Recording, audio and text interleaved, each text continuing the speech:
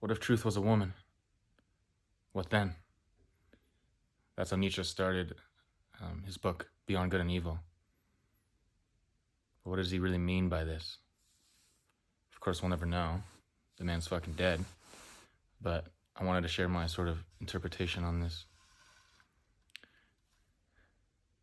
I think one of my most profound experiences I've had in my life, well, firstly on psychedelics, but also in my life, is I had taken just a smaller amount of mushrooms. But I remember I was sitting in the grass, looking down, and I was seeing the grass. I essentially, I think I experienced a light ego death temporarily, just for a few seconds, where I started to see the grass like I'd never seen it before, right? There was no filter, it seemed. There was like nothing in front of me, no lens.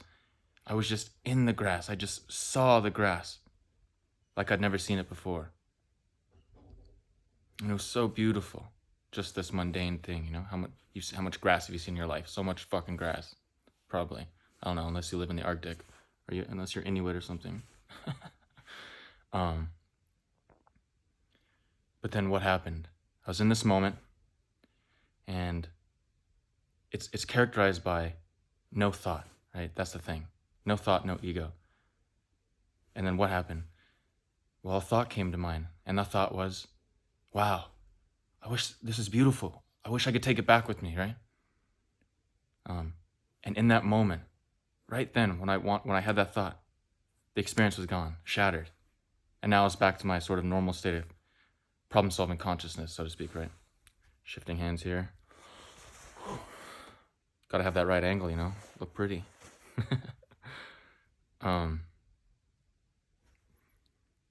I think, looking at older traditions, I think this is in some ways what Buddha was getting at with attachment.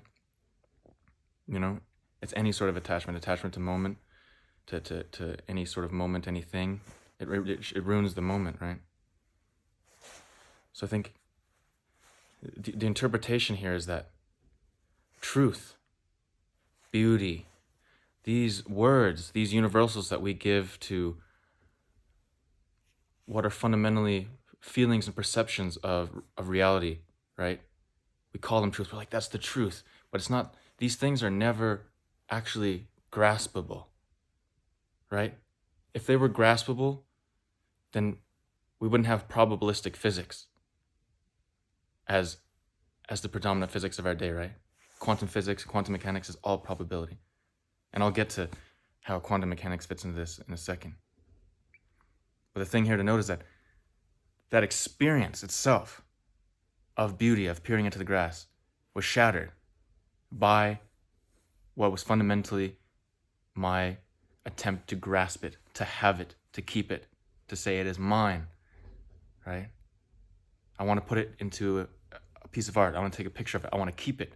I want to keep what is fundamentally a fleeting moment in time that was only then, is only now. And then I want to keep it and crystallize it into something.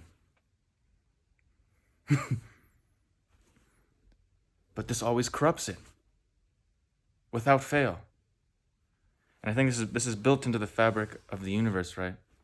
If we as conscious agents could actually grasp total truth, total beauty, again, any of these words that we use to describe what is fundamentally a feeling of absoluteness, if we could actually grasp it, the system would fail, right? So that's why Nietzsche had this perception. What if truth is a woman? What then? Because he's saying truth, which in this case is just the word for what was my experience. At least that's how I interpret it, right? Truth is not the symbol. Truth is not the theory. Truth is not the mathematical theorem. Truth is what is fundamentally that openness, that experience, right? And then we grasp at it. And truth is like a woman because the more you grasp at it, the more you desire it, the more she runs away, right? Because a woman must be seduced. That's the charm, that's the magic of seduction. The great secret and difficulty of seduction is that obviously, in some sense, you and her both know what's going down, right? You and a woman. you both kind of know what the game is. But you have to make it seem like you're not actually trying to get her. That's the core of seduction. The core of seduction is you want somebody, you want a woman, whoever you're seducing, but you have to do it in such a fashion that it seems like an accident, seems like an act of God. It was destiny, you know.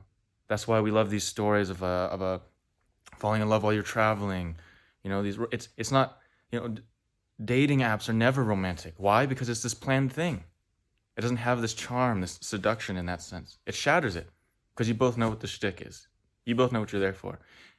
It's not this, oh, I ran into you, or oh, I saw you across the bar and I had to come and talk to you and dance. Whatever it is, right? So seduction is affecting someone else in such a way that you make it seem like it was never your intention at all, even though, of course, it was. And that's why truth is like a woman. Because the more we grasp at it, the more you try to impose your theorems, your physics, your ideas, your symbols, your concepts upon reality, the less you actually get of truth. You can build cool shit and blow shit up, but that's not truth with a capital T, right?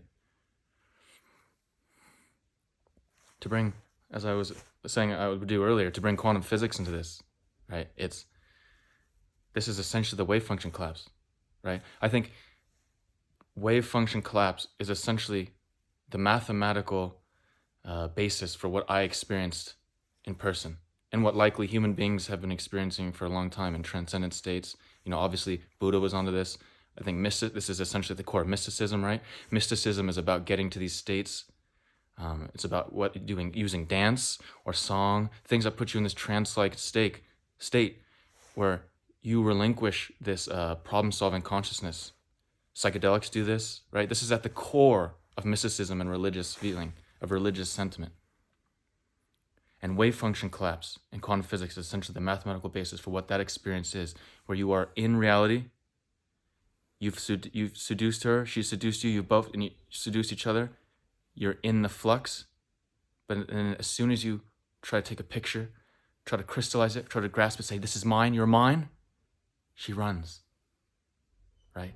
Because that's the other aspect of seduction, right? To bring it back to Nietzsche and the real world with a woman. When you're in the act of seduction, if you ruin that charm too early, right? Let's say you both met somewhere, and then you're having conversation. It seems like this is all happening organically. And maybe it was. I'm not saying it has to be contrived, but right, you know this feeling where it's flowing. It's like, wow, how did this happen? It's happening so naturally. And then you're like, oh, do you want to like come to my hotel room and fuck or something? You know, it shatters it. It ruins the charm. You've destroyed the seduction, and she's gone. Maybe she'll stay there and have the conversation with you, it would be applied or whatever, but she has run away. She's gone. And it's the same thing with truth, with reality. You grasp it, whew, she's gone. She flees, right?